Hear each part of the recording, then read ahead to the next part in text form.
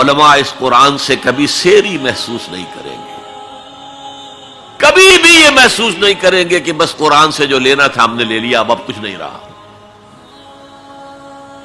پڑھتے رہیں گے پڑھتے رہیں گے پڑھتے رہیں گے، معلوم ہوگا ہر مرتبہ کوئی نئی چیز آ رہی ہے۔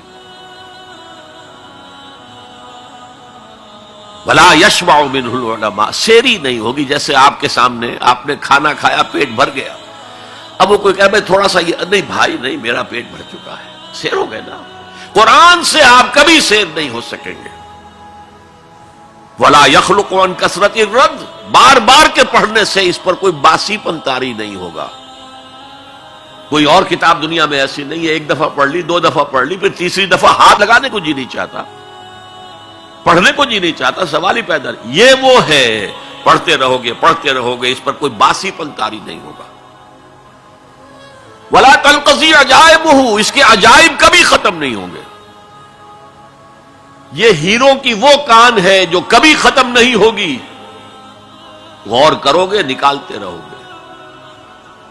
یہ بنیاد ہے سمندر کی نیچے جہاں سے موتی ختم نہیں ہو سکتا۔ بڑی سے بڑی کان ہیروں کی، ایک وقت آتا ہے کہ ختم ہو گئے، ہیرے جو تھے نکالنے تھے نکال لیے، نہیں۔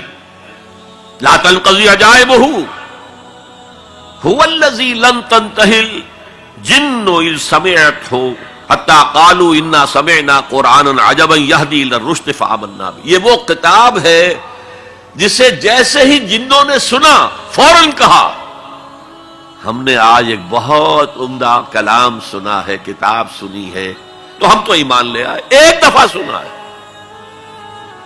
اور وہ داعی بن کر چلے گئے۔ یا قومنا اجیبوا داعی اللہ، اے ہماری قوم کے لوگوں، اس اللہ کی طرف پکارنے والے کی آواز پر لبیک کہو۔ جنات کا عالم یہ ہے، ہمارا عالم کیا ہے؟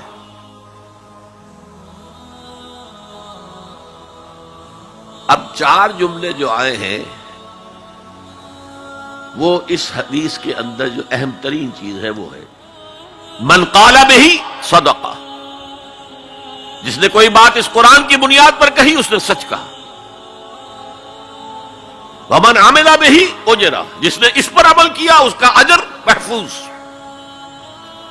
ومن حکم بہ عدل، اور جس نے اس کی بنیاد پر کوئی فیصلہ کیا اس نے عدل کیا۔ اور آخری جملہ کاش کہ اس کا مصداق اللہ مجھے بھی اور آپ کو بھی بنا دے۔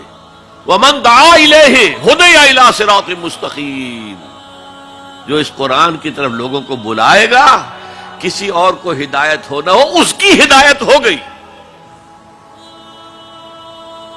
یہ حدیث ترمذی اور دارمی کی ہے، لیکن اسی حدیث کا ایک ورژن وہ ہے جو طبرانی کی معجم کبیر میں آیا ہے، اور اس میں یہ یوں آئی ہے، حضرت جبرائیل نے حضور سے کہا یا محمد صلی اللہ علیہ وسلم امتک بعدک، آپ کے بعد آپ کی امت کا کیا حال ہوگا، کون سہارا ہوگا؟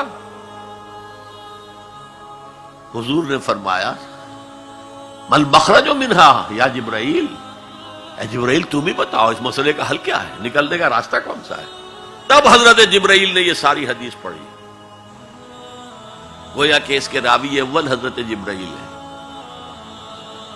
راوی ثانی حضور ہے، راوی ثالث حضرت علی ہے رضی اللہ تعالی۔ بہرحال میں نے 5 مقامات قرآن کے آپ کے سامنے، ویسے قرآن مجید میں بے شمار جگہوں پر قرآن کی عظمت ہے، لیکن ایک تقریر میں، ایک خطاب میں تو ظاہر ہے ایک اچھی ترتیب سے میں نے کچھ باتیں آپ کے سامنے رکھ دی۔ اب آئیے جو میں نے کہا تھا کہ دی موسٹ ریلیونٹ آج کے دور میں قرآن کی عظمت کیا ہے، پہلے یہ نوٹ کیجئے حضور صلی اللہ علیہ وسلم کا اصل معجزہ قرآن ہے۔ کیا حضور صلی اللہ علیہ وسلم کو ید بیضا دیا گیا؟ کیا لاٹھی دی گئی جو سانپ بن جاتی تھی؟ کیا حضرت عیسیٰ کی طرح احیاء موتیٰ کا معجزہ دیا گیا؟ کیا حضرت عیسیٰ کی طرح خلق حیات کا معجزہ دیا گیا کہ گارے سے پرندہ بنایا، پھونک ماری اڑتا ہوا پرندہ ہو گیا؟ یہ سارے معجزے حسی معجزے ہیں، حسی، جنہیں آنکھوں سے دیکھا جا سکتا ہے.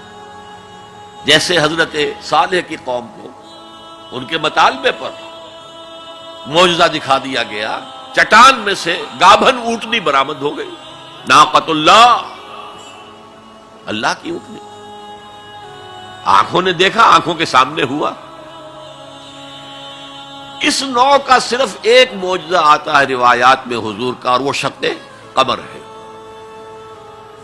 لیکن معجزہ اصل کسی رسول کا وہ ہوتا ہے کہ جس پر وہ چیلنج کرے کہ آؤ مقابلہ کر لو، جیسے حضرت موسیٰ علیہ السلام نے جادوگروں سے مقابلہ کیا. يا رب فاجمعني بكل الصحب والأحباب واكتب لنا أن ندخل الجنات بالريان.